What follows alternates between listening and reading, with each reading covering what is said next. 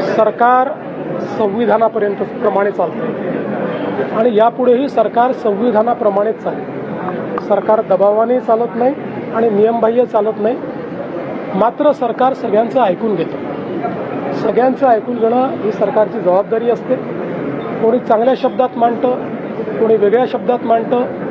कुठल्याही शब्दात कोणी मांडलं पण जर जनहिताचं असेल तर ते ऐकलं जाईल. संविधानात बसणार असेल तर ऐकलं जाईल. संविधानात बसणार नसेल तर ऐकलं जाणार नाही. होणार कधी असं आहे. अगदी स्पष्टपणे तुम्हाला सांगायचं झालं ते काय पहिल्यांदा आहे का?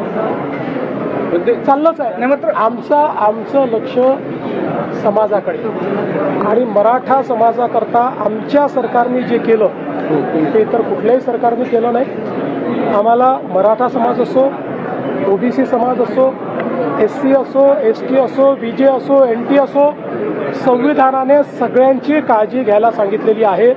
हे सरकार सगळ्यांची काळजी घेईल, सगळ्यांना न्याय देईल. एकाचं ओरबाडून दुसऱ्याला, दुसऱ्याचं ओरबाडून याला असं हे सरकार करणार नाही. सगळ्यांची काळजी आम्ही घेऊ. आजपर्यंत घेतलीच आहे आणि पुढेही आम्ही घेणार. बावनकुळेंवरती जे आरोप होत आहेत की थेट बावनकुळेंनी रद्द करायला सांगितलं, अशा पद्धतीनं सांगितलं जातं. मंत्र्यांवरती अशा पद्धतीने आरोप होणं किंवा मला असं वाटतं की पहिल्यांदा तर कुठल्याही मंत्र्याकडे कोणाचीही तक्रार आली तर मंत्र्यावर संविधानाने टाकलेली जबाबदारी आहे की त्याची चौकशी करायला ती पाठवली पाहिजे.